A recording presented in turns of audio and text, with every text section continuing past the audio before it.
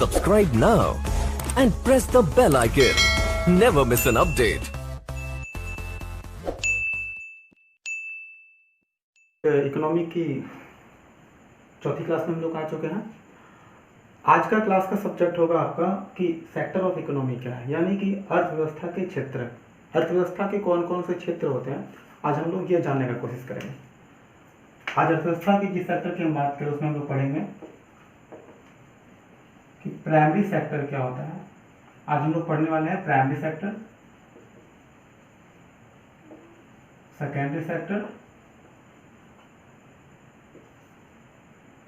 Tertiary sector. Tertiary यानी कि आज हम लोग जानेंगे कि अर्थव्यवस्था के प्राथमिक क्षेत्र, प्राइमरी सेक्टर को हिंदी में कहते हैं प्राथमिक क्षेत्र, सेकेंडरी सेक्टर को द्वितीयक क्षेत्र और टर्सरी सेक्टर को तृतीय क्षेत्र के रूप में कहते हैं। तो अब आज हम लोग ये देखेंगे, एक एग्जाम्पल के माध्यम से इस चीज को समझना चाहेंगे कि ये प्राइमरी सेक्टर, सेकेंडरी सेक्टर और टर्सरी सेक्टर हमारा इकोनॉमी में वो किस तरह से घुला मिला हुआ है। अगर हम एक एग्जाम्पल के माध्यम उस चीज को अगर हम लोग समझने का कोशिश करते हैं तो फिर आपको जब हम प्राइमरी सेक्टर, सेकेंडरी सेक्टर और टर्सरी सेक्टर जब आपको पूरा आपको डिटेल में करके बताएंगे तो फिर ये कंसेप्ट आपको वहाँ पे क्लियर होगा। अब एग्जाम्पल के रूप में एक कंपनी लेते हैं जिसका नाम क्या है, पार्ले। ये हमारा एक क्या है, कंपनी है। ये पार्ले कंपनी जो है वो बिस्किट बनाती है, यानी इसका जो प्रोडक्ट हुआ, ये फाइनली प्रोडक्ट हुआ उत्पादन, ठीक है। और इस उत्पादन के यानी कि पार्ले कंपनी जो बिस्कुट बनाती है, बिस्किट बनाने के लिए उनको रॉ मटेरियल भी चाहिए होगा। तो रॉ मटेरियल के रूप में जैसे इनको चाहिए होगा जैसे आटा हो गया, इसी तरह से चीनी और फिर अन्य वस्तु।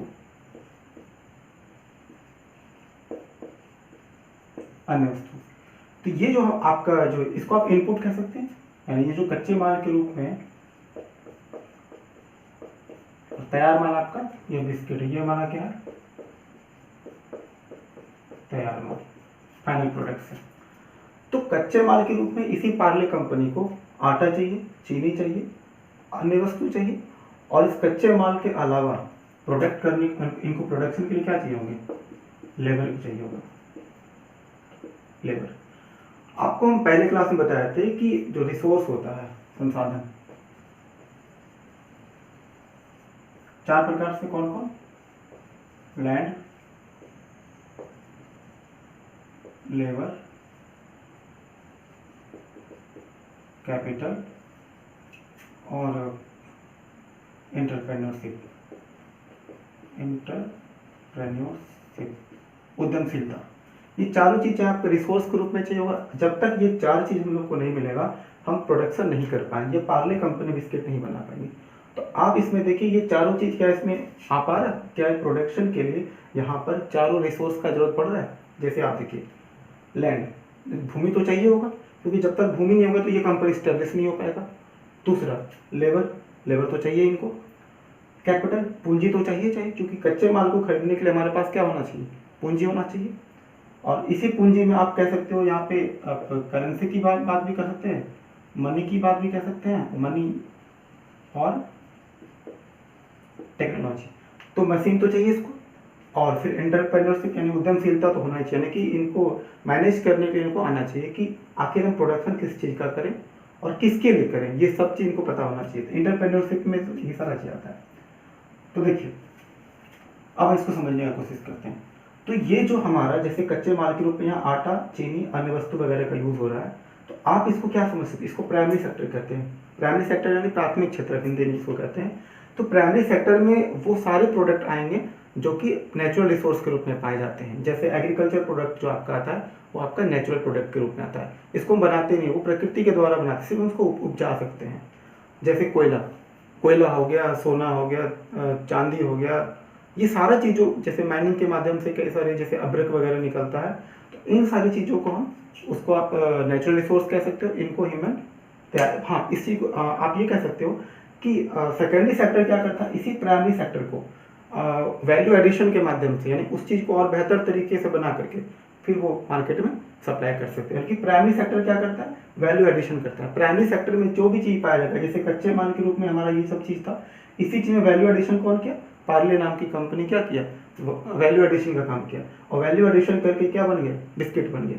तो इस बिस्किट को बनाने के लिए उनको लेबर भी चाहिए होगा। अब लेबर कितने तरह का, दो तरह का लेबर होता है, एक होता है स्किल लेबर और एक होता है अनस्किल। यानी स्किल लेबर का मतलब ये हो गया वैसे लेबर जिनको कि टेक्नोलॉजी से रिलेटेड, यानी कि छोटे छोटे बारीक कामों के मामले में उनके पास बेहतर समझ हो, बेहतर नॉलेज हो। जबकि अनस्किल लेबर की अगर हम बात करते हैं तो अनस्किल लेबर का मतलब होता है कि इसी पार्ले कंपनी के अंदर बहुत सारे काम ऐसे हों जो मोटा मोटा काम, जिसको आप कह सकते हो कि जैसे ट्रक पे सामान को लादना हो, या फिर बिस्किट के पैकेट को एक जगह से दूसरी जगह पे जाके रखना हो, या फिर उसको डिलीवरी का काम करना हो। तो यहाँ पर आप देख रहे हैं यहाँ पे अनस्किल लेबर का काम पड़ता है। जबकि इसी मशीन को ऑपरेट करने के लिए उनको कौन सा लेबर चाहिए होगा, स्किल लेबर की जरूरत पड़ता है। तो आप देख रहे हैं कि जैसे टर्सरी सेक्टर, यहाँ पे आप प्राइमरी सेक्टर और सेकेंडरी सेक्टर समझ चुके हैं। सेकेंडरी सेक्टर में हमारा कौन सा है, फैक्ट्री, ये जो हमारा उद्योग होता है, यानी जो इंडस्ट्री है, उद्योग, ये आपका क्या कहलाएगा, सेकेंडरी सेक्टर में आएगा। और जबकि टर्सरी सेक्टर में क्या आता है, टर्सरी सेक्टर में आता है सेवा क्षेत्र, सेवा करने वाले लोग। तो सेवा करने के लिए कौन से लोग होंगे, जैसे सेवा करने के लिए लोग कौन से होंगे, जो लोग काम कर रहे हैं इसमें। और आप समझ सकते हैं कि ये तीनों सेक्टर जो है, इसी एक एग्जांपल के माध्यम से हम लोग समझे कि ये तीनों सेक्टर कैसे इसमें इनबिल्ट लगा हुआ है हमारा पार्ले कंपनी के माध्यम से। तो अब हम लोग को अभी जो है इसको बारी बारी करके तीनों सेक्टर को बांट के हम लोग अलग अलग करके पढ़ेंगे कि तीनों सेक्टर में मेनली हमारा डिफरेंस क्या है। तो फ्रेंड्स, हम लोग समझते हैं इकोनॉमिक का ये जो सेक्टर है, तीन sector, sector of economy, primary sector, secondary sector और टर्सरी सेक्टर। हम लोग एक एग्जांपल के माध्यम से हम लोग समझे कि प्रोडक्शन के माध्यम से कि तीनों सेक्टर एक ही एग्जांपल के माध्यम से हम लोग समझे कि ये पार्ले कंपनी है। इस कंपनी के माध्यम से हम लोग ये समझने की कोशिश की कि अर्थव्यवस्था में ये जो तीनों सेक्टर है ये कैसे एक दूसरे से आपस में मिले हुए हैं। जहाँ पे हम लोग प्राइमरी सेक्टर के माध्यम से हम लोग देखें कि वहाँ पे कच्चे माल के रूप में जितने भी प्रोडक्ट का यूज हो रहा था वो सारे आपका प्राइमरी सेक्टर में कराता था। फिर सेकेंडरी सेक्टर में जो मशीनरी वस्तु, जो मशीन वगैरह का यूज देखें, और टर्सरी सेक्टर में हम लोग सेवा क्षेत्र, यानी कि जो श्रमिक वगैरह जो काम कर रहे थे हम उसका देखें। अब हम लोग बारी बारी करके देखते हैं कि ये तीनों सेक्टर में हमारा डिफरेंस क्या है। तो अगर हम बात करते हैं प्राइमरी सेक्टर का, तो प्राइमरी सेक्टर का मतलब यहाँ पर क्या होता है, ये बिल्कुल नेचुरल रिसोर्स पर डिपेंड करता है, यानी कि प्राकृतिक संसाधनों की सहायता से यहाँ पे उत्पादन होता है। यहाँ पे पूरी तरह से अगर देखा जाए तो ये हमारा क्या है, नेचुरल रिसोर्स है, यानी इसको हम क्या कह सकते हैं, नेचुरल रिसोर्स। नेचुरल रिसोर्स यानी कि प्राकृतिक उत्पादन। तो प्राकृतिक उत्पादन करने के लिए मैंने आपको जैसे बताया था कि जैसे गेहूं, चावल, धान, या फिर कोई अगर माइनिंग के माध्यम से अगर लोहा वगैरह अगर निकलता है, लोहा तो नहीं, मतलब लोहा के एस के फॉर्म में निकलता है, फिर उसके बाद उसको रिफाइन करके लोहा निकाला जाता है। तो ये जितने सेक्टर की जो बात, ये जो कि प्राकृतिक रूप से अवेलेबल होते हैं उसको हम क्या कहते हैं, नेचुरल रिसोर्स कहते हैं। इसको हम प्राथमिक क्षेत्र के अंतर्गत आते हैं। उसी प्रकार से जब हम इसी नेचुरल रिसोर्स का हम यूज़ करेंगे, कैसे, मशीन के माध्यम से हम यूज़ करेंगे, यानी कि ये जो नेचुरल रिसोर्स है इसी को आप रॉ मटेरियल भी कह सकते हैं, रॉ मटेरियल। और इसी रॉ मटेरियल को हम क्या करते हैं, यानी कि यार रॉ मटेरियल भी कच्चा माल, यानी कि कच्चा माल, जब इसी कच्चा माल को हम मशीन के साथ यूज़ करें और मशीन का इस्तेमाल करके इस कच्चे माल को हम फिर क्या करते हैं, तैयार माल में हम लोग कन्वर्ट कर लेते हैं। जैसे कि कच्चे माल के रूप में एक बिस्किट के संदर्भ में अगर हम लोग देखते हैं तो कच्चे माल के रूप में वहाँ पे आटा, चीनी और भी कई सारे जो वस्तु थे उसको यूज़ करके हम लोग पार्ले जी बिस्किट का तैयार करते हैं। ये मशीन के माध्यम से हुआ है। और ये मशीन क्या है, हमारा मानव निर्मित नहीं है, सॉरी मतलब ये नेचुरल रिसोर्स नहीं, ये हमारा क्या, ह्यूमन, मानव निर्मित इसको कह सकते हो। तो जो मशीनरी पार्ट्स का जो जहाँ बात होगा वहाँ पे हम इसको क्या समझेंगे, सेकेंडरी सेक्टर की बात करते हैं, यानी कि कच्चे माल को हम प्राइमरी सेक्टर में रखेंगे और सेकेंडरी सेक्टर में हम कच्चे माल और मशीन का जब इस्तेमाल होगा इस दोनों को हम रखेंगे। लेकिन तृतीय क्षेत्र में किसको रखेंगे, जो इन दोनों का यूज कर पाए, यानी कि कच्चे माल को जो तैयार कर पाए, और दूसरा बात कौन है, कच्चे माल को तैयार करने के अलावा जो मशीन का यूज करना भी जानता हो, यानी कि प्राइमरी सेक्टर और सेकेंडरी सेक्टर इस दोनों को जो यूज करने में हेल्प करता हो, यानी कि primary sector, primary plus secondary sector को क्या करना चाहिए, हेल्प करना चाहिए, यानी कि हेल्पर एक तरह से आप कह सकते हो। यानी कि जितने सारे जो जब श्रमिक की बात करते हैं, ये सारे श्रमिक हमारे क्या करेंगे, प्राइमरी सेक्टर और सेकेंडरी सेक्टर को हेल्प करने के लिए, यानी ये हमारा क्या कराएगा, तृतीय क्षेत्र को मिलेगा। अगर हम दूसरा डिफरेंस देखते हैं, तो प्राइमरी सेक्टर में हम यहाँ पे कच्चे माल की जो आपूर्ति करते हैं वो कहाँ से करते हैं, तो एग्रीकल्चर और उसका जो सहायक क्षेत्र होता है, जैसे कि इसमें आपको कौन कौन सा आएगा, जैसे कृषि क्षेत्र आएगा, एग्रीकल्चर, उसके बाद मत्स्य पालन भी आप कह सकते हो, मत्स्य पालन, फिशरीज, और इसमें आप मुर्गी पालन भी कह सकते हो। ये सारा जितना चीज़ आती है, मुर्गी पालन हो, बत्तख पालन हो, चाहे जो भी आ रहा है, ये सब हमारा क्या कहलाता है, ये सारा हमारा प्राइमरी सेक्टर में ही हमारा इसको हम काउंट करते हैं, ठीक है। और इसी प्राइमरी सेक्टर को जब इसका वैल्यू एडिशन करता हो, यानी इस प्राइमरी सेक्टर का क्या करता हूँ, वैल्यू एडिशन करता हूँ, मूल्यवर्धन, वैल्यू एडिशन, मूल्यवर्धन कहते हैं इसको, मूल्यवर्धन। कैसे मूल्यवर्धन होगा, जैसे एग्रीकल्चर के रूप में, जैसे बिस्किट के एग्जांपल में अगर देखें तो वहाँ पर आटा चीनी को हम क्या करते हैं, वैल्यू एडिशन कैसे करते हैं, मशीन के माध्यम से उसका हम यूज़ करते हैं, और यूज़ करके हम फिर क्या बनाते हैं, उसको हम बिस्किट तैयार करते हैं। तो नॉर्मली सिर्फ आटा था, जैसे आप कच्चे माल के रूप में अगर आप बिस्किट के एग्जाम्पल में समझें तो वहाँ पर क्या सिर्फ आटा था, जैसे एग्रीकल्चर प्रोडक्ट में आपका गेहूँ का मतलब आटा हो जाएगा। फिर उसी तरह मत्स्य पालन में अगर हम देखें तो यहाँ भी वैल्यू एडिशन कर सकते हैं, जैसे हाँ एग्जाम्पल के रूप में अगर आप जोमेटो जैसी कंपनी आप समझिए, वो क्या करती है, वो हमें फूड डिलीवर कराती है। तो फूड डिलीवर कराने के लिए वो क्या बनाती है, वो खाना बनाती है, यानी कि वो कहीं से मछली लेके आता होगा, उसको फिर फ्राई करता होगा, और फिर फ्राई करके जब हम ऑर्डर करते हैं वो हमारे घर तक लेके चला आता है। तो यानी कि जो मछली आप मान लो कि 100 रुपया, 150 रुपया, 200 रुपये किलो था, उसी चीज़ को जब वो खुद से बनाता है, बनाने के बाद जब मेरे पास आता है तो उसी 100 रुपये का वैल्यू एडिशन वो हमें लगभग 500 के आसपास में देता है, यानी कि 100 रुपये का चीज़ सीधा 500 रुपये में हो जाता है, क्योंकि उसमें उसका प्रॉफिट भी जुड़ा होता है और बाकी जो खर्च वगैरह होता है वो भी उसमें जुड़ा हुआ रहता है। यानी यही सारा चीज़ हमारा क्या कहलाता है, वैल्यू एडिशन। तो वैल्यू एडिशन का सेंस ये है कि मतलब कि कोई भी नॉर्मल चीज़ में जब तक आप उसको मशीन के माध्यम से हम उसको चीज़ें को रेडी नहीं करते हैं, क्योंकि हम डायरेक्ट तो मछली नहीं खाएंगे, तो चूँकि कच्चा मछली तो कोई नहीं खाएगा, तो जब वो आएगा तो उसको फिर उसको क्या करना पड़ेगा, तैयार करना पड़ेगा, और तैयार करने के बाद वो फिर जब हमारे पास जब आता है तो वो एक सेवा क्षेत्र भी आप कह सकते हो कि वो हमारे तक लेके आता है। यानी कि उसमें आप कह सकते हो कि जो जोमेटो कंपनी है वो कंपनी किस में कह सकते हैं आप, सेवा क्षेत्र में भी आता है, और वो क्या करता है, वो तैयार भी अपने मछली को फ्राई करके फिर वो रेडी करके भी लाता है। तो यानी वो सेकेंडरी सेक्टर और प्राइमरी सेक्टर से लेके आता है, सेकेंडरी सेक्टर में उसको फ्राई करता है, वो बनाता है, और बनाने वाले जो लोग काम करते हैं वो किस क्षेत्र से आते हैं, वो लोग तृतीय क्षेत्र से आते हैं, और फिर हमारे पास लेके चला आता है। तो ये चीज़ देख रहे हैं। तो वैल्यू एडिशन करने के बाद फिर वो क्या करता है, इसी वैल्यू एडिशन के चीज़ों को हमारे रेडी करके फिर वो हमारे पास सर्व करके ले आता है, वो फिर हमारे पास ले आता है। तो ये जो इसमें जो वर्कर काम करते हैं वैल्यू एडिशन में काम, चाहे हो या फिर एग्रीकल्चर या फिर फिशरीज में हो, यानी कि जहाँ पर हम बात करते हैं वर्कर की, तो ये हमारा जो वर्कर है जो सेवा दे रहे हैं अपना, वो क्या कहलाएंगे, जो जोमेटो कंपनी जो स्टाफ हैं जो लेके हमारे पास आते हैं फूड डिलीवरी करते हैं, वो क्या एक प्रकार के वर्कर है। और वो वर्कर ही क्योंकि अलग अलग वर्कर का अपना अलग अलग काम है, कुछ वर्कर का काम होगा मंडी से जाके मछली ले आना, कुछ वर्कर का काम होगा उसको फ्राई करना, और कुछ वर्कर का काम होगा उसको फ्राई करके जगह पे पहुंचा देना, और कुछ वर्कर का काम होगा जो सारी चीज़ों पर निगरानी रखता है, जो मैनेजमेंट संभालता होगा। तो आप ये चीज़ देखिए कि जैसे बड़ी कोई भी कंपनी हो वो तीनों सेक्टर से ही चलती है, बिना तीनों सेक्टर के वो काम नहीं चलेगा। लेकिन ये बात अलग है कि तीनों सेक्टर की जब हम बात करेंगे तो जीडीपी में कंट्रीब्यूशन जो है वो सबका अपना अलग अलग होता है।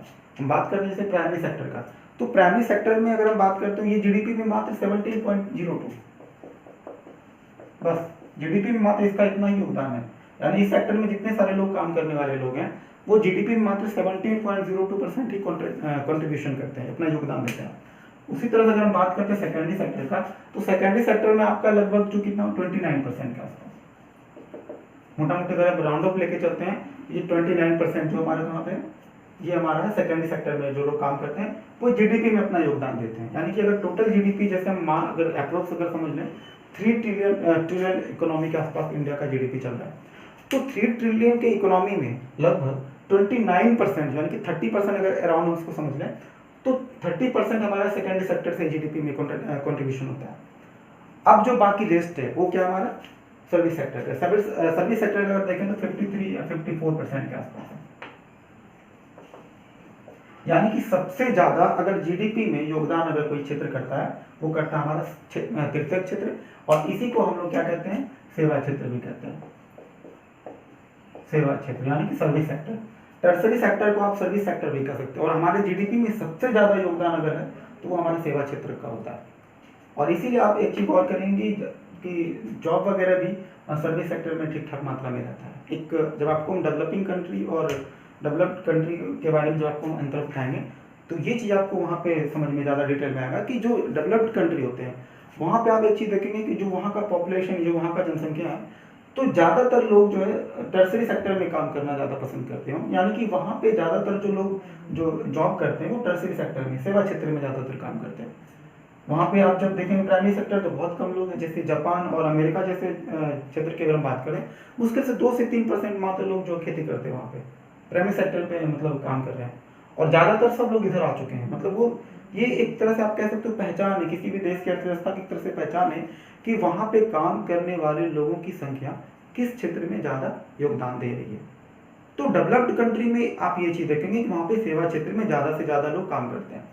लेकिन अगर जैसे कोई गरीब देश कह सकते हैं या फिर अल्प विकसित देश जिसको आप कह सकते हो, तो वहाँ पर आपको प्राइमरी सेक्टर में ज़्यादातर लोग काम कर रहे हैं। जैसे आप भारत का ही देख लो, तो इंडिया में आज भी जो मैक्सिमम लोग इसी सेक्टर में जो फंसे हुए हैं, एग्रीकल्चर सेक्टर में फंसे हुए हैं, और ये हमारे लिए बहुत बड़ी चिंता की बात है। क्योंकि एग्रीकल्चर क्षेत्र में क्या होता है कि मेहनत ज़्यादा लगता है और उस हिसाब से आउटकम जो है वो बहुत कम आता है।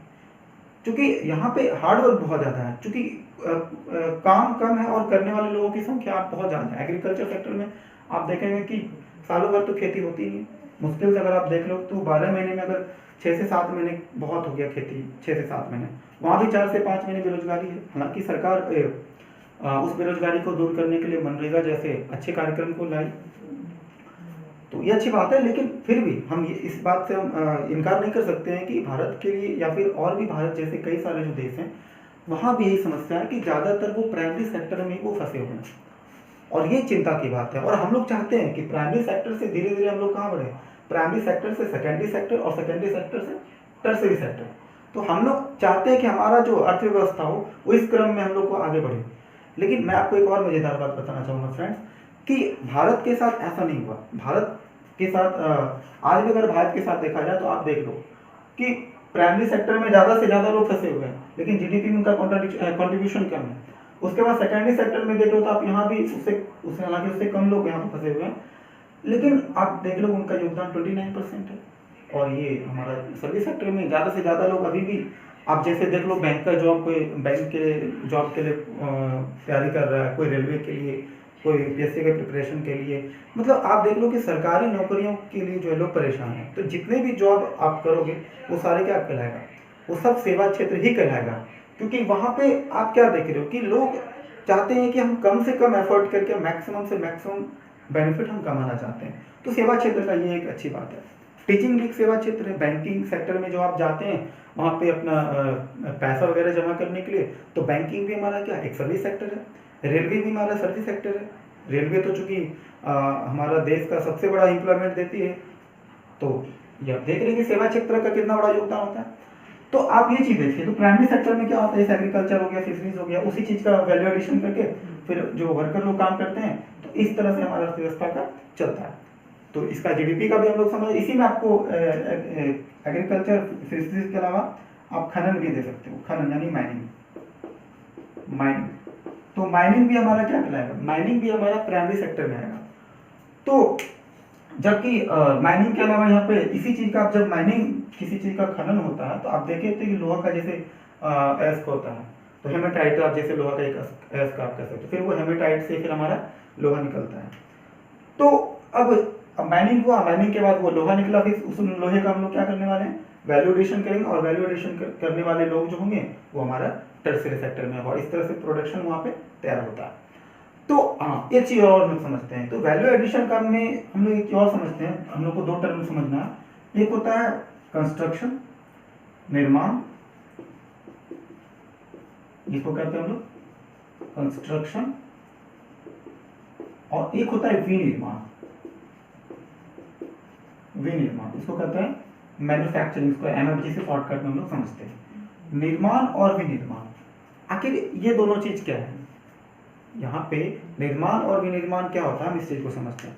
निर्माण के नाम से पता चला कंस्ट्रक्शन हो रहा है यहाँ पे, यानी कि कंस्ट्रक्शन, जैसे आप एक समझ लो जैसे घर बन रहा है हमारा, तो घर बनाने के लिए हमें क्या चाहिए होगा? ईंट चाहिए होगा, सीमेंट चाहिए होगा, बालू चाहिए होगा और छड़ वगैरह, और वर्कर्स भी चाहिए होगा। तो आप एक चीज देख रहे हो कि कंस्ट्रक्शन में क्या हो रहा है कि जो बना बना हुआ चीज, जैसे ईंट, ईंट किसी और ने बनाया, उसी तरह से आप फिर देखोगे कि बालू है ना कि तो नेचुरल रिसोर्स है, और छड़, छड़ भी लोहे से बना, इसी खनन के माध्यम से जो लोहा निकला उस लोहे से हम क्या बना दिए? सरिया बना दिए, छड़ बना दिए। और उस मतलब कि बारी बारी अलग अलग फैक्ट्री से सारी चीजों को ला करके असेंबलिंग कर दी, हम क्या बना दिए? घर बना दिए। यानी कि मैन्युफैक्चरिंग के माध्यम से जिस चीज को हम तैयार किए हैं उसी चीज को हम जब असेंबलिंग कर देते हैं तो हम क्या कहलाता है? निर्माण कहलाता है। असेंबलिंग, असेंबलिंग आप समझते होंगे असेंबलिंग क्या होता है। जैसे साइकिल के दुकान पे आप कभी जाइएगा तो साइकिल वाले क्या करते हैं भैया, वो जब अपना सामान मंगवाते हैं, जैसे लुधियाना जैसे क्षेत्र से वहाँ पे जो साइकिल हम लोग मंगाते हैं, वो क्या करते हैं कि रिम अलग है, टायर अलग है, ट्यूब अलग है, हैंडल अलग है, उसका घंटी अलग है, तो सारे चीज वो अलग अलग पैकेट में पहले लेके आते हैं। दुकान वाले भाई साहब ला के रखते हैं अपने दुकान पे। फिर वो क्या करते हैं, अब चूंकि आप एक बात समझिएगा, तो मैन्युफैक्चरिंग के दौरान क्या हुआ होगा, जब वो लुधियाना में जो कंपनी टायर बनाने वाले अलग कंपनी होगी, जैसे एमआरएफ हो गया, और भी कई सारी कंपनी है, ये सारी कंपनियां क्या करती हैं? वो बनाती, मैन्युफैक्चरिंग करती है, वो भी रॉ मटेरियल ला करके रबड़ को लाती होंगी और उससे क्या बनाती होगी? टायर बनाती होगी। और जैसे टायर बना दिया, कोई ट्यूब बनाया, फिर कोई हैंडल बनाया, कोई उसका मेडिगार्ड बनाया, यानी कि साइकिल के जितने जितने आप पार्ट्स देख रहे हो सबका क्या हुआ? मैन्युफैक्चरिंग हुआ है। अब उसी चीज को जब हम लोग असेंबल करते हैं तो उसको हम क्या बोलते हैं? निर्माण कहते हैं, यानी कि उसको हम कंस्ट्रक्शन कहते हैं। अगर हम घर के सेंस में समझें तो जैसे मैंने आपको बताया ईंट कहीं और से बनता है, फिर उसी तरह से आप देख लो कि ईंट के अलावा जो छड़ है, ये सारा चीज जो घर बनाने के दौरान जैसे टाइल्स वगैरह आ गया, या फिर लोहे का जो काम उसमें करते हैं, हर चीज को वो अलग अलग कंपनी अलग अलग चीज बनाती है। और जब उसी चीज को हम लोग असेंबल कर देते हैं, जैसे कि जो मजदूर होते हैं, जो मिस्त्री होते हैं, वो क्या करते हैं? घर को तैयार करते हैं। यानी कि आप एक तरह से हम लोग समझो, एक तरह से असेंबलिंग हुआ। वो ईंट नहीं बनाते, वो छड़ नहीं बनाते, वो डायरेक्ट क्या बनाते हैं? घर बनाते हैं। तो आप ये चीज समझ में आपको आ गया होगा कि निर्माण और विनिर्माण में हमारा क्या अंतर होता है। मामला बस असेंबलिंग का है। जिस चीज को आप डायरेक्ट फैक्ट्री में तैयार करते हैं, जैसे अभी आप देख रहे थे कि बिस्किट बन रहा था, तो आप एक चीज देखिए, हालांकि वहां भी हम इस चीज को हम समझ सकते हैं, वहां भी असेंबलिंग हो रहा होगा। कैसे? जैसे कि कुछ लोग बिस्किट बना रहे होंगे, कुछ लोग आटा गूंथ रहे होंगे, कुछ लोग आटा गूंथ के कुछ लोग बिस्किट तैयार कर रहे होंगे, कुछ लोग उसकी पैकेजिंग कर रहे होंगे, और सारी चीज बन के जब रेडी हो चुका होगा, यानी वो अब रेडी होने के बाद फिर वो क्या हो गया? आपका कंस्ट्रक्ट अच्छे तरीके से हो चुका है। तो हालांकि बिस्किट वाला एग्जांपल उतना अच्छा नहीं है, जिससे साइकिल का एग्जांपल आप ले लो, या फिर कोई बिल्डिंग कंस्ट्रक्शन हो रहा है, वो एग्जांपल कहीं से बेहतर एग्जांपल है। तो ये मामला था आपका मैन्युफैक्चरिंग और कंस्ट्रक्शन का मामला। अब हाँ, ये हो गया हमारा। उसके बाद देखते हैं इसमें टर्सरी सेक्टर में। तो टर्सरी सेक्टर में जैसे मैंने आपको बताया, जैसे होटल, कोई hotel, restaurant, banking sector, railway, ये सारे जितने भी मैंने आपको बताया, ये सारे क्षेत्र क्या है? सेवा क्षेत्र, ये सेवा देते हैं। रेलवे क्या करती है? रेलवे हमें सेवा देती है कि आप रेल से आप मतलब रेलवे से आपको क्या मिलता है? ट्रांसपोर्टेशन का मिल सकता है, परिवहन आप कह सकते हो। रेलवे हो, बस हो, ये सारा चीज क्या करता है? ट्रांसपोर्टेशन। तो फ्रेंड्स, अब हम लोग समझते हैं कि स्टेज ऑफ डेवलपमेंट की जब हम बात करते हैं तो यहाँ पे एक चीज आप की पॉइंट समझिए, डेवलपमेंट की बात है कि यहाँ पे विकास की बात कर रहा है। तो विकास और दूसरा टर्म होता है, एक टर्म होता है डेवलपमेंट और एक होता है ग्रोथ, यानी कि वृद्धि और विकास की बात कर रहा है। दोनों में अगर आपको समझना हो अंतर क्या होता है, तो एक जहाँ पर गुण की बात करता और दूसरा क्या होता है उसके मात्रा की बात कर रहा है, यानी कि ये उसके गुण की बात करता है और ये मात्रा की बात करता है। जैसे आप एग्जांपल के तौर समझिए, किसी व्यक्ति का जैसे उसका फिजिकल हाइट कितना है, यानी उसका लंबाई, चौड़ाई, रंग, रूप, ये कैसा है, ये उसका मात्रा से आप डिसाइड कर सकते हो वो कितना गोरा है, कितना सांवला है, कितना काला है, यानी ये इसका क्वांटिटी की बात कर रहा है। लेकिन उस व्यक्ति में गुण कैसा है, वो व्यक्ति अच्छा है, बुरा है। अगर हम इस चीज़ की बात अगर हम करेंगे तो यहाँ पर बात होती है डेवलपमेंट की, यानी गुण की बात कर रहे हैं। किसी व्यक्ति में अगर गुणात्मक रूप से बेहतर है, यानी गुणात्मक रूप से बेहतर की बात कहने का मतलब क्या है, गुणात्मक रूप से बेहतर होने का मतलब ये होता है कि वो व्यक्ति अपने उसका जो स्किल है, पढ़ाई लिखाई का स्तर, या फिर उसमें जो काम करने की क्षमता है, या फिर उसका जो बिहेवियर वगैरह, ये सारा चीज़ जो देखा जाता है, जैसे कोई व्यक्ति कितना कमाता है, ये हर चीज़ को आप गुण की मात्रा से कहें, पर वो कितना कमाता है और आप जब किसी से तुलना करते हैं तो फिर यहाँ पे मात्रा का अंतर हो जाता है। यानी कि किसी व्यक्ति का लंबाई कितना है, जैसे किसी व्यक्ति का लंबाई 6 फीट है, और अगर हम बोले कि उसी व्यक्ति का गुण यानी कि उसका बिहेवियर के बारे में अगर हम बात करें तो वहाँ मात्रा आता है डेवलपमेंट की, यानी कि गुण की बात हम कर रहे हैं। तो समझने के डेवलपमेंट का सेंस मतलब आपको ये सब एग्जाम्पल से समझाना चाह रहे थे कि गुण और मात्रा क्या होता है।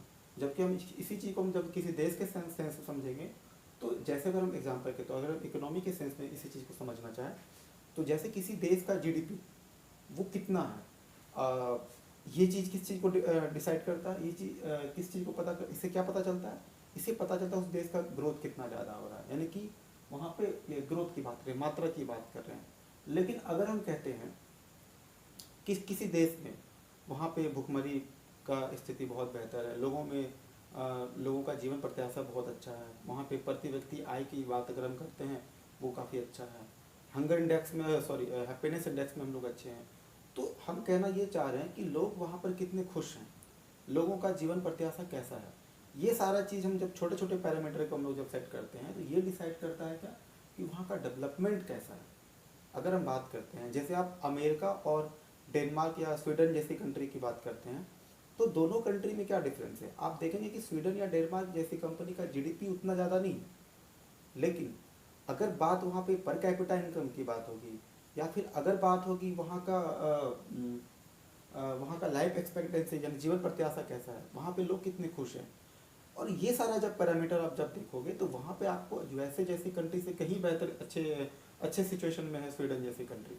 आप यहाँ पर क्या देख रहे हैं, दोनों कंट्री हालांकि डेवलप्ड कंट्री है, लेकिन डेवलप्ड कंट्री में भी बेहतर स्थिति में कौन है, स्वीडन की बात करें या फिर डेनमार्क या फिर न्यूजीलैंड जैसी कंट्री की बात करते हैं। तो डेवलपमेंट का हम कई सारा पैमाना देखेंगे, हम लोग अभी देखने वाले हैं कि डेवलपमेंट को हम लोग कितने सारे पैरामीटर में लोग सेट करने वाले हैं। जैसे अगर सबसे पहली बात अगर हम करें संसाधन का दोहन, यानी रिसोर्स का यूटिलाइज कितना अच्छा करता है, जैसे कोई कंट्री रिसोर्स का यूटिलाइज कैसा करता है उसके आधार पर भी हम लोग तय कर लेते हैं कि ये देश डेवलप्ड है या फिर डेवलप्ड नहीं है। तो अगर हम बात करते हैं विकास की अवस्था में तो हम दुनिया में तमाम देश को 2 कैटेगरी में हम लोग बांट के देखते हैं। सबसे पहला कैटेगरी है अल्प विकसित या फिर विकासशील देश। तो अल्प विकसित को इंग्लिश में कहते हैं लिस्ट डेवलपिंग और विकासशील यानी कि डेवलपिंग। हालांकि दोनों में डिफरेंस है कि अल्प विकसित थोड़ा सा और भी बिलो हो जाता है और विकासशील थोड़ा बेहतर कंडीशन में है। जैसे कि नेपाल और भारत का आप एग्जाम्पल से समझ लीजिए, नेपाल आपका अल्प विकसित में आ जाएगा जबकि भारत आपका विकासशील देश में आ जाएगा। ठीक है, तो दोनों देश को लगभग हम एक ही कैटेगरी में रख के देखेंगे क्योंकि अल्प विकसित और विकासशील देश के जो लक्षण हैं वो लगभग आपको एक जैसे दिखाई पड़ेंगे। उसी तरह से जब हम बात विकसित देश का करेंगे तो विकसित देश के जो लक्षण होते हैं वो आपको हम इसमें दिखाएंगे आपको। तो दोनों देश में क्या अंतर है, जैसे हम सबसे पहला पॉइंट की बात करते हैं संसाधन का दोहन यानी कि रिसोर्स का यूटिलाइज कौन सा कंट्री ज़्यादा बेहतर तरीके से कर पाता है। जैसे मैंने आपको पहला ही दिन बताया था संसाधन के बारे में, आपको मैंने डिटेल में बताया था। तो पहले क्लास में मैंने आपको बताया था संसाधन कितने प्रकार के होते हैं और उनका दोहन हम कैसे कर सकते हैं। लेकिन होता क्या है कि संसाधन का दोहन करने के लिए आपको क्या चाहिए होगा, यानी कि आप रिसोर्स को यूटिलाइज तभी अच्छे से कर पाओगे जब आपके पास टेक्नोलॉजी बेहतर होगा। और टेक्नोलॉजी होने के साथ साथ आपके पास जो मैंने आपको बताया था स्किल्ड और अनस्किल्ड लेबर की बात कर रहे थे, तो आपके पास जो लेबर है यानी कि आपके पास जो लोग हैं वो कितने ज़्यादा स्किल्ड हैं, अगर वो अच्छे स्किल्ड होंगे तो रिसोर्स का अच्छा वो यूटिलाइज कर पाएंगे। आप एग्जांपल के तौर पर समझना, जैसे एप्पल एक कंपनी है, उसमें वो क्या करती है फ़ोन बनाती है, तो उसमें जितने सारे हार्डवेयर जो चिप वगैरह यूज़ होता है फ़ोन बनाने के लिए, ऐसा नहीं कि वो रिसोर्स पहले नहीं होगा, वो रिसोर्स तो पहले भी था, लेकिन एप्पल कंपनी का इनोवेशन आप कहिए कि उसी रिसोर्स का जो जर्मेनियम सिलिकॉन वगैरह जो कई सारे जो मतलब चिप वगैरह का यूज़ करके, कई सारे प्रोडक्ट्स का यूज़ करके एप्पल जैसी कंपनी कुछ इनोवेटिव तरीके से बहुत अच्छा फ़ोन, जैसे 2007 में एप्पल आईफोन लाए थे, तो आप देखना उस समय टच वाला फ़ोन कोई नहीं लाया था। तो इससे आप क्या देख रहे हो कि इनोवेशन करके, वो जो कि स्किल का अच्छा इस्तेमाल करके, उसी रिसोर्स का अच्छा यूज़ करके वो दुनिया में एक बहुत बड़ा क्रांति लाया एप्पल। तो इस तरह से हम लोग कई सारी कंपनी का देखें, एप्पल हो, टेस्ला हो, मर्सिडीज हो, ऐसे कई सारी कंपनी है जो उसी रिसोर्स का अच्छा यूटिलाइज करके आज लोगों को बेहतर सुविधा दे पा रही है। तो फाइनली आप क्या देख रहे हैं, एक देश जो भारत है, जहाँ पे हम लोग टेक्नोलॉजी भी कम है और हमारे पास जो स्किल है उतने अच्छे शार्प नहीं जितने अच्छे के उन लोगों के पास है। हालांकि हम ये पूरी तरह इस बात को हम इग्नोर नहीं कर रहे हैं, लेकिन काफ़ी हद तक मेरे पास अच्छे अच्छे स्किल वाले लोग हैं, लेकिन उनको अच्छे मौके, अच्छा अपॉर्चुनिटी नहीं मिल पाता है। अच्छे अपॉर्चुनिटी नहीं मिलने के अलावा हमारे पास उतने ज़्यादा कैपिटल भी नहीं है, क्योंकि कैपिटल भी एक रिसोर्स का एक हिस्सा जो मैंने आपको बताया था। तो लिस्ट डेवलपिंग या फिर डेवलप्ड कंट्री, सॉरी डेवलपिंग या लिस्ट डेवलपिंग कंट्री का होता है कि यहाँ पे जो हम लोग इसी रिसोर्स का जो यूटिलाइज करते हैं वो हम लोग प्राइमरी लेवल पे होते हैं। क्या होते हैं? प्राइमरी लेवल पे, यानी हम लोग अभी संसाधनों का दोहन कर स्टार्ट ही किए हैं, जस्ट लाइक स्टार्ट किए हैं, शुरू किए हैं। और ये क्या हुआ, ये बिल्कुल पीक पॉइंट पे पहुंच चुके हैं, फाइनल स्टेज आप कह सकते हो। ये संसाधनों का अधिकतम दोहन कर चुके हैं, यानी ये हमारा फाइनल स्टेज पे पहुंच चुके हैं। अच्छी बात है। ये हुआ रिसोर्स का मामला। अगर हम सेकेंडरी दूसरे कंपैरिजन अगर करना चाहें कि दोनों देश में और दूसरा क्या अंतर होता है, दूसरा अगर हम यहाँ पे बात करते हैं पर कैपिटा इनकम की बात करें, दोनों देश में क्या अंतर है पर कैपिटा इनकम की बात करें तो,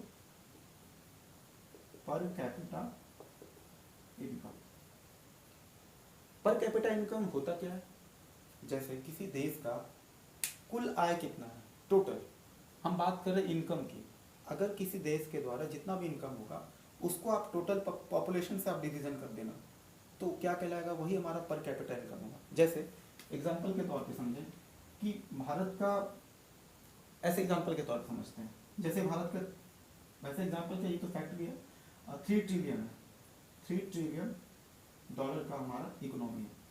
अगर 3 ट्रिलियन इकोनॉमी का 3 ट्रिलियन हमारा क्या है टोटल, कह सकते हो कि आप जीडीपी का आप कह सकते हो, हालांकि इनकम कहना थोड़ा ये अलग बात होगा।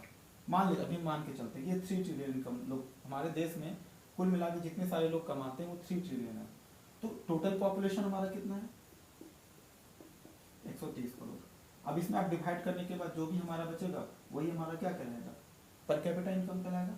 तो वैसे अभी जो नया जो आंकड़ा जारी हुआ है, नए आंकड़े के हिसाब से अगर देखा जाए तो भारत में लगभग 11 से 12 हज़ार रुपया प्रति मंथ, ये हमारा अभी देश का प्रति व्यक्ति कमा पा रहा है।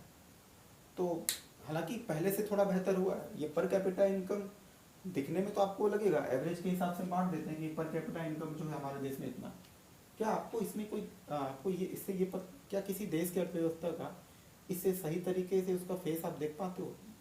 नहीं, बिल्कुल भी नहीं, क्योंकि पर कैपिटा इनकम के हिसाब से आप क्या करते हो, सारे पॉपुलेशन को आप जनरलाइज करते हो, जबकि फैक्ट ये होता है कि हमारे देश में जो इकोनॉमिकल गैप है वो भी बहुत ज़्यादा है। और इकोनॉमिकल गैप आप जान लो किसी भी कंट्री में अगर बहुत ज़्यादा है तो ये भी बहुत ज़्यादा चिंता की बात है। पता है आप, हालांकि एक बार रिपोर्ट भी आप लोग देखे थे कि दुनिया में लगभग जो 50% जो हमारा रिसोर्स है वो मात्र 1% पॉपुलेशन के पास रिजर्व है। तो इससे जेंडर गैप दिखता है। तो जेंडर गैप भी एक पैमाना, हम पैरामीटर को हम रख सकते हैं डेवलपमेंट में, कि जिस देश में जेंडर गैप कम होगा वो देश क्या होगा, बेहतर कहलाएगा। तो अभी हम उस चीज़ को डिटेल में हम आगे चल के आने वाले चैप्टर में लोग देखेंगे कि ये जेंडर गैप हमारा, जेंडर गैप या फिर इकोनॉमिकल गैप हमारा क्या होता है। तो पर कैपिटा इनकम के हिसाब से देखा जाए तो इस कंट्री का, यानी कि लिस्ट डेवलपिंग या डेवलपिंग कंट्री की अगर हम बात करते हैं, यहाँ पे क्या है, बहुत ही लो है, वेरी लो, बहुत ही लो, वेरी लो, बहुत ही कम है। जबकि यहाँ पर क्या है, हाई। पर कैपिटा इनकम यहाँ पे बहुत अच्छा है। जैसे एग्जांपल के तौर पर अगर हम समझें, जैसे आप नेपाल का लेंगे, नेपाल में जो प्रति व्यक्ति आय जो वहाँ पे लोग कमाते हैं वो लगभग है 3140 अप्रोक्स है, ठीक है, डॉलर प्रति व्यक्ति ये कमाते हैं। मतलब आप ये सालाना इनकम की बात कर रहे हैं, मंथली इनकम की बात नहीं कर रहे हैं, ये पर एनम की बात कर रहे हैं। जबकि अमेरिका जैसे कंट्री की अगर हम बात करें तो वहाँ पे लगभग कितना है आपका, वहाँ पे लगभग है 59,000। आप देख रहे हो यहाँ पे 3,000 के लमसम है, यहाँ पे कितना है 60, यानी कि 20 टाइम्स ज़्यादा। नेपाल जैसे कंट्री का अगर हम कंपेयर करते हैं, तुलना करते हैं अमेरिका जैसे कंट्री से, आप क्या देख रहे हैं, लगभग 20 गुना ज़्यादा यहाँ से लोग कमाते हैं। तो ये भी आप एक अंतर देख रहे हैं कि लेस डेवलपिंग या डेवलप्ड कंट्री, लेस डेवलप या डेवलपिंग कंट्री का डेवलप्ड कंट्री से जब हम तुलना करते हैं तो ये पर कैपिटा इनकम का भी आप देख रहे हैं बहुत ज़्यादा अंतर है। उसी तरह से अगर हम जापान की बात करें तो जापान भी थोड़ा इसी के आसपास है, और फिर सऊदी अरबिया का भी देखते हैं तो लगभग 55,000 के आसपास है। अगर इस बार का अगर आप करेंट आंकड़ा अगर आप देखेंगे तो इसमें टॉप 5 जो कंट्री आ रहा है इस लिस्ट में कतर है। कतर के अलावा एक, हाँ कतर के अलावा मकाऊ है, मकाऊ है, मकाऊ के बाद आपका कतर है, मकाऊ है, मकाऊ के अलावा आपका आ जाता है लग्जमबर्ग, सिंगापुर, लग्जमबर्ग,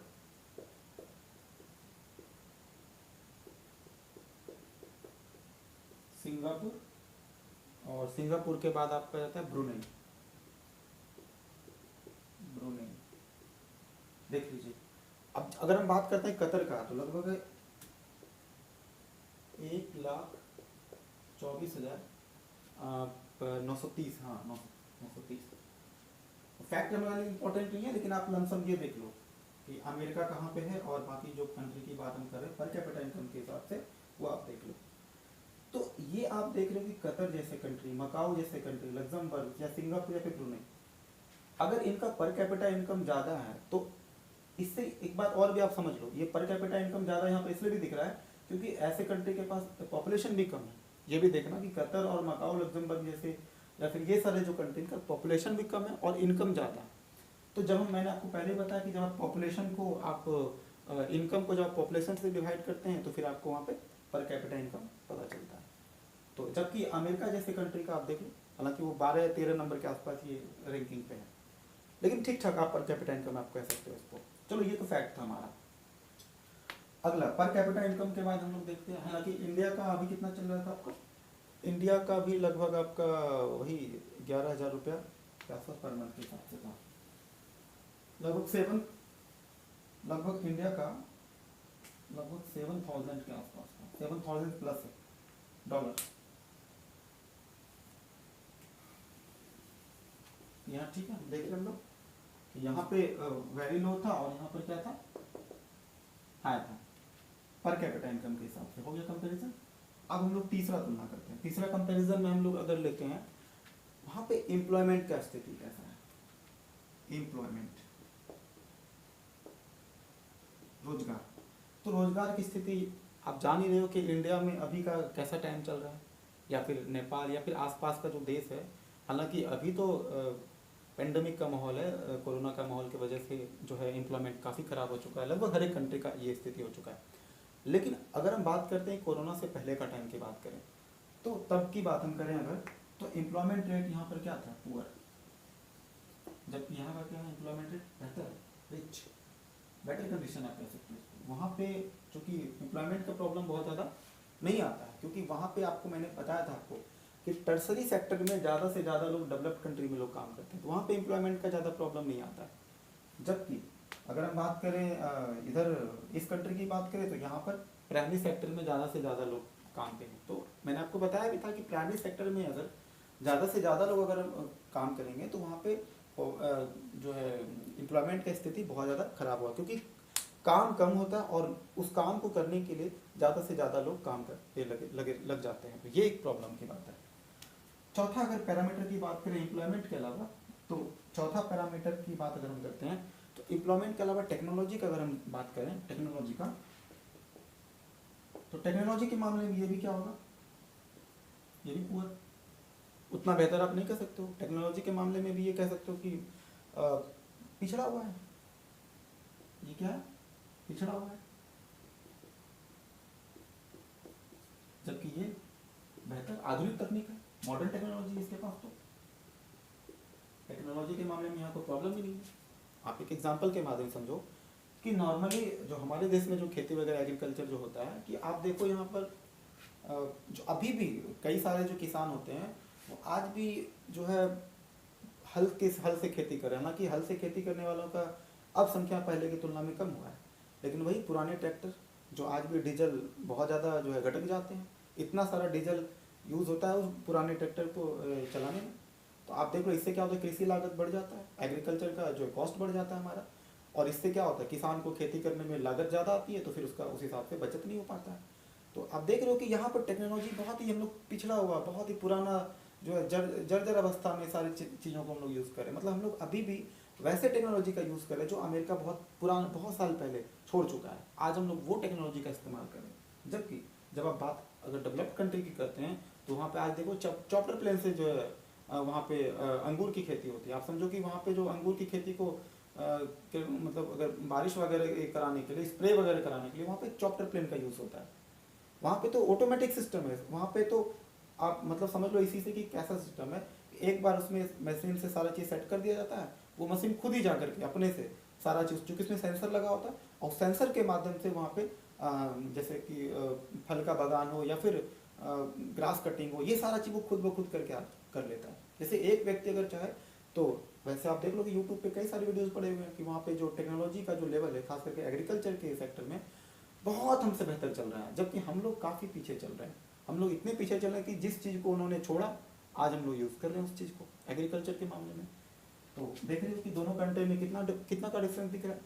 उसके बाद बात करते हैं इंफ्रास्ट्रक्चर का, जो बहुत बड़ा अंतर आप कह सकते हो। इंफ्रास्ट्रक्चर आधारभूत संरचना कहते हैं उसको।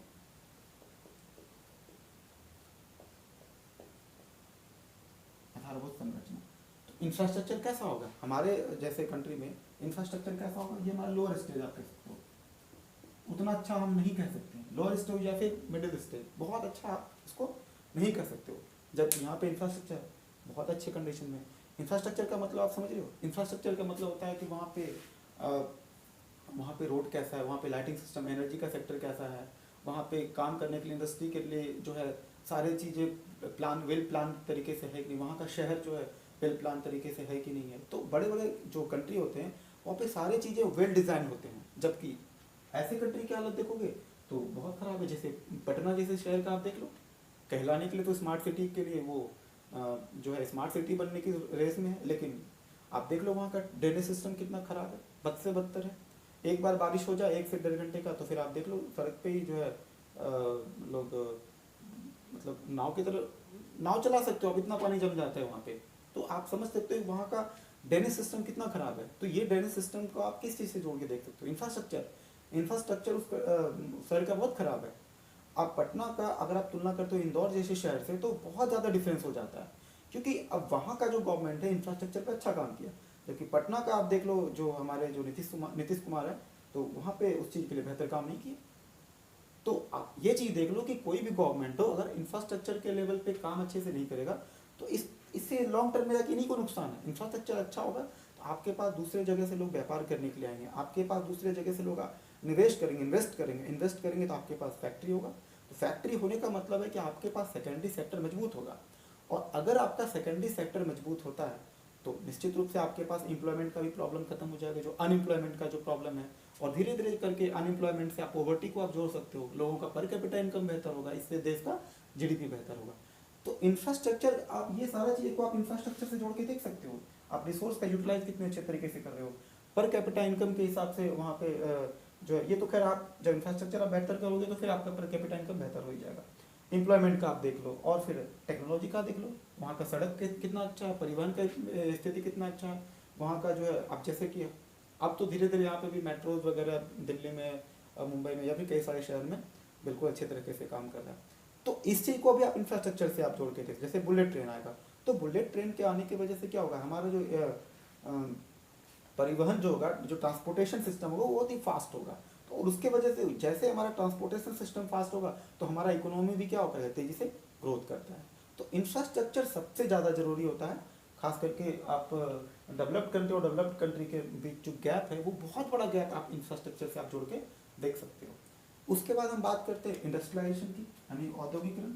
एक काम करते हैं, इसको हम यहाँ पे मिटा के लिखते हैं, इसको रब कर देते हैं। रब करने के बाद फिर इसको 6 पॉइंट जो आएगा इसके ऊपर आएगा।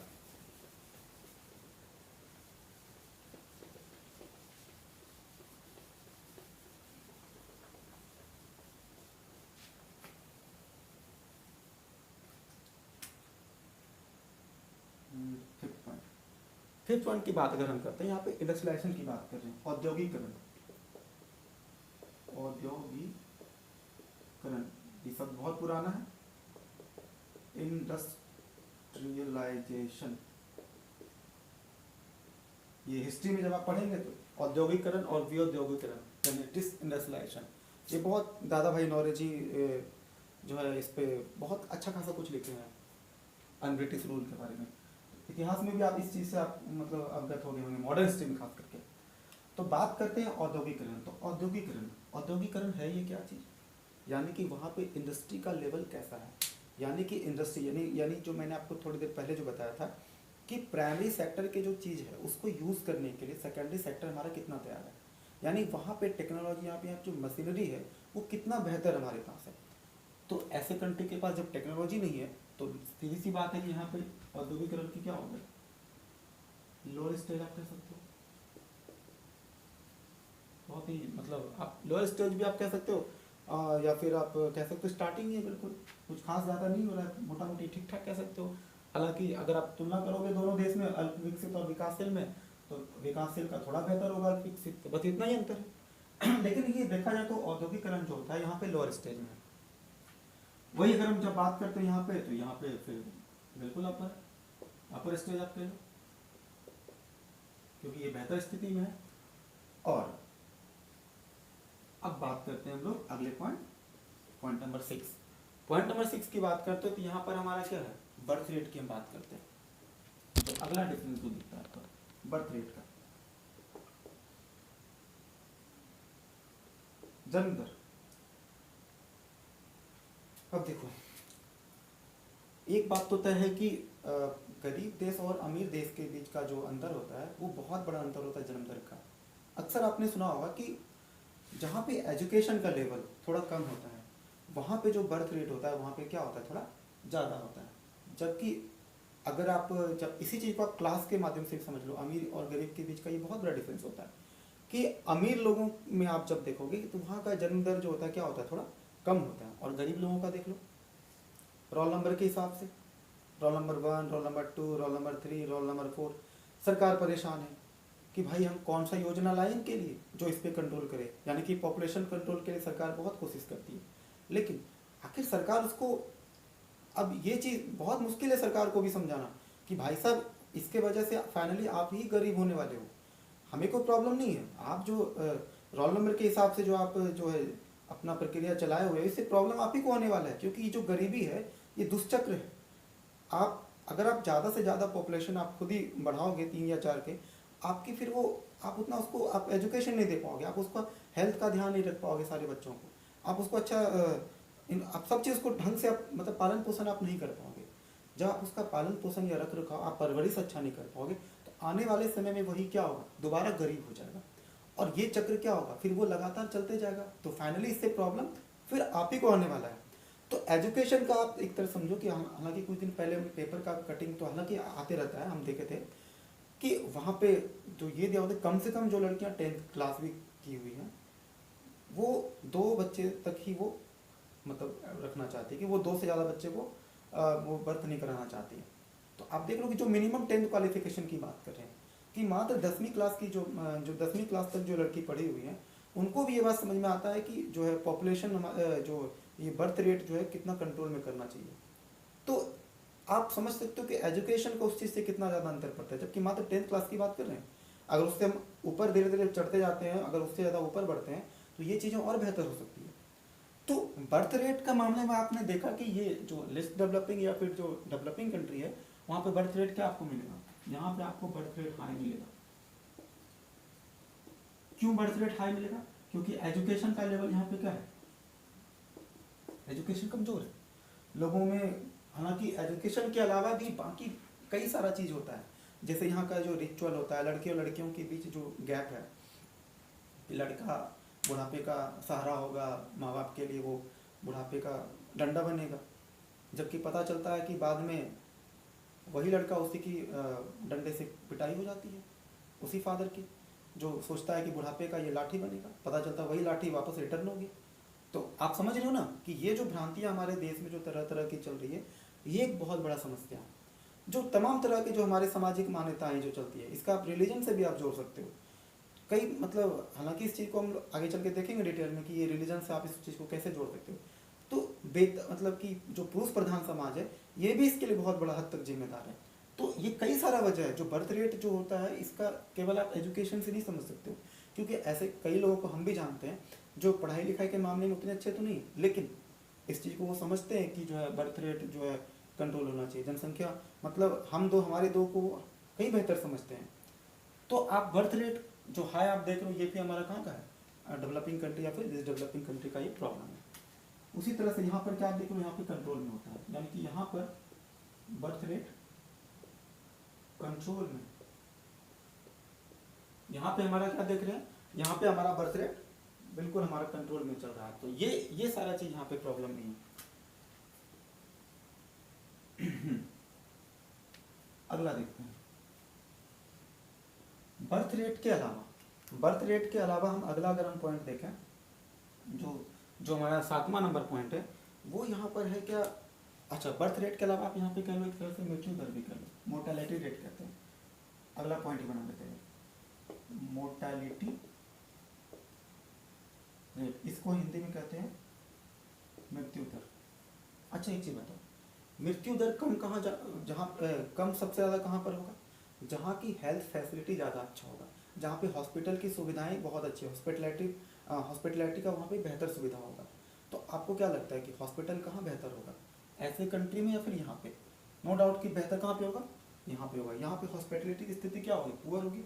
तो आप देखोगे कि जहाँ पे हॉस्पिटलिटी खराब होगा तो वहाँ पे मृत्यु दर भी क्या होगा, ज़्यादा होगा। यहाँ पर यानी यहाँ पे क्या होगा, मोर्टेलिटी रेट क्या होगा, हाई, और यहाँ पर क्या होगा, लो। क्योंकि जब बेहतर स्थिति, क्योंकि अगर यहाँ पे अगर हॉस्पिटल की अच्छी सुविधा होगी, हेल्थ फैसिलिटीज बेहतर होगी, तो सीधी सी बात है कि वहाँ पे लोग कम से कम लोग मरेंगे। आप एक एग्जांपल आप ये भी समझ लीजिए कि आज से भारत की स्थिति आप अगर देख लो तो आज से बहुत पहले की बात हम कर रहे हैं। पहले आप देखते होंगे कि आमतौर पे जो दंपति होते थे उनके पास औसतन 4 या 5 लगभग यही था हमारा बर्थ रेट था। और आप समझ सकते हो कि ये 4 या 5 क्यों होता था, क्योंकि पहले जैसे 4 या 5 में से 1-2 तो वैसे निपट जाता था, तो लोगों को लगता था कम से कम 3-4 बढ़ा के रखो भाई, तो कंट्रोल मतलब कि 2-4 अगर निपट भी गए तो कोई बात नहीं, कम से कम 2-3 तो बचेंगे मेरे पास। क्योंकि पहले का हेल्थ फैसिलिटी खराब था, हॉस्पिटलिटी की स्थिति बहुत बदतर थी, तो लोगों को ये डर लगता था कि कहीं जो है मतलब मेरा रामू श्यामू निपट ना जाए, ये भी डर होता था।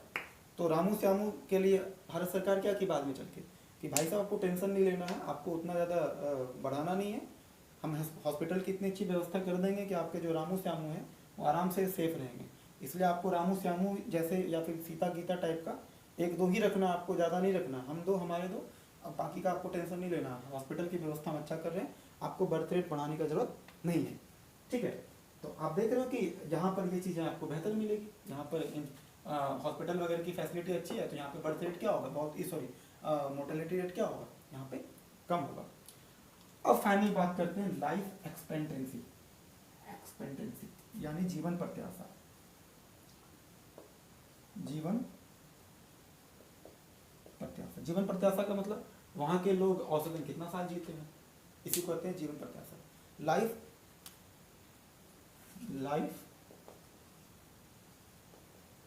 एक्सेप्टेंसी, जीवन प्रत्याशा कितना है। तो देखो आप कनेक्ट करके देखो, बर्थ रेट वहाँ का ज़्यादा है, चलो ये तो मामला समझ में आ रहा है कि बर्थ रेट वहाँ पे क्यों ज़्यादा है, मोर्टेलिटी रेट कम है, ये भी समझ में आ रहा है।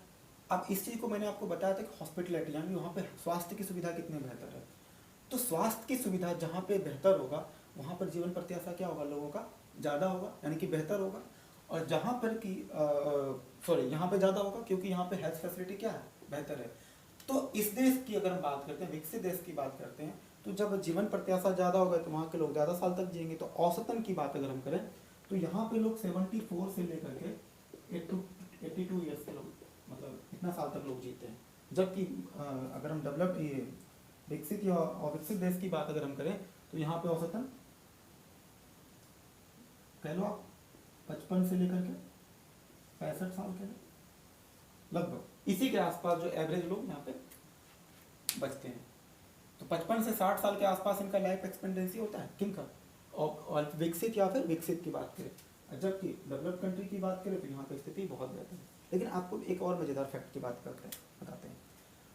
ऐसे कंट्री में जहाँ की लाइफ एक्सपेक्टेंसी कम है, तो लाइफ एक्सपेक्टेंसी कम के होने की वजह से क्या होता है, यहाँ पे यंग पॉपुलेशन ज़्यादा होता है। यंग पॉपुलेशन क्या होगा, ज़्यादा होगा। जबकि वहाँ पर क्या होगा, ओल्ड पॉपुलेशन क्या होगा, ओल्ड पॉपुलेशन ज़्यादा होगा, बूढ़े लोगों की जगह। आप अक्सर अखबार में आप पढ़ते होंगे कि जो है जापान में जो है अब जापान में ऐसी स्थिति आ चुकी है कि वहाँ पे बूढ़े लोग बहुत ज़्यादा हो चुके हैं, यंग लोग कम हैं। तो अब ये एक प्रॉब्लम भी है, अगर वहाँ पे यंग लोग कम होंगे तो फिर काम करने वाले लोगों की संख्या क्या हो जाएगी, घट जाएगी। तो हालांकि सरकार चाह रही है कि इस चीज़ को थोड़ा सा हम कंट्रोल करें। तो आपने देखा ये पूरा तरह से ये विकसित और विकासशील और जो इसका जो सिचुएशन था, आपने थोड़ा सा इस चीज़ को हम लोग और ब्रीफ में अगर समझने की कोशिश करें, इसके और भी पैरामीटर है। अभी तो मैंने आपको केवल 7 या 8 पैरामीटर बताया, इसके राजनीतिक, आर्थिक और सामाजिक पहलू क्या हैं, इस चीज़ को भी हम लोग समझने का कोशिश करते हैं। तो तुरंत हम लोग इस चीज़ को देखते हैं। तो फ्रेंड्स, अभी तक हम लोग कई सारे टॉपिक को हम लोग बेसिक्स के माध्यम से हम लोग क्लियर करने की कोशिश की, जैसे कि सेक्टर ऑफ इकोनॉमी आज हम लोग पूरा डिटेल में हम लोग पढ़े। फिर इसी तरह हम लोग स्टेज ऑफ डेवलपमेंट भी हम लोग देखें। तो आखिर हमारा ये जो क्लास है, इस क्लास का मकसद क्या है? ऐसा नहीं कि इस क्लास के मकसद से सिर्फ हम रेलवे या फिर बैंक, एसएससी वगैरह के सिर्फ टारगेट कर रहे हैं। अगर आप सिविल का प्रिपरेशन वगैरह आप कर रहे हो तो इकोनॉमी का यही बेसिक कंसेप्ट आपको वहाँ भी काम आ जाएगा। अगर आप मेरी पूरी वीडियो को अगर आप बारीकी से समझने की आप कोशिश करोगे तो लगभग चीज़ों को हम एक सिविल से लेकर के रेलवे के हर एक चीज़ों को हम कवर कर रहे हैं। मेरा पढ़ाने का मकसद सिर्फ ये नहीं है कि आपका रेलवे का एग्ज़ाम या फिर एसएससी या रेलवे बैंक वगैरह का एग्ज़ाम का क्लियर करना है। मेरा पढ़ाने का मकसद ये है कि आपको इकोनॉमिक्स के प्रति, आपको जो इकोनॉमिक्स का जो छोटे छोटे जो टर्म्स होते हैं वो आपको डिटेल में समझ में आने चाहिए, ताकि अगर आप किसी भी एग्ज़ाम में अगर आप बैठो तो वहाँ पे आपको इकोनॉमिक्स का कोई भी क्वेश्चन जो आपको वहाँ पे प्रॉब्लम ना करे। मतलब अगर आप फुल्ली एक बार अगर आप प्रिपरेशन करके सही तरीके से अगर आप इकोनॉमिक्स को सही से पढ़ लेते हो, फिर आपको दोबारा पढ़ने का जरूरत नहीं पड़ेगा। बस एक बार आपको एफर्ट लगाना पड़ेगा, दोबारा आपको बहुत ज़्यादा एफर्ट लगाने की जरूरत नहीं है। तो उम्मीद करते हैं आपको मेरा वीडियो पसंद आ रहा होगा। अगर आपको मेरा वीडियो पसंद आ रहा है तो चैनल को सब्सक्राइब कर दें, लाइक कर दें, और अगर आप कुछ सुझाव देना चाहते हैं तो आप हमें कमेंट बॉक्स में जा करके कुछ आप अपना सुझाव दे सकते हैं। तो थैंक यू, मिलते हैं हम लोग अगली क्लास में फिर से।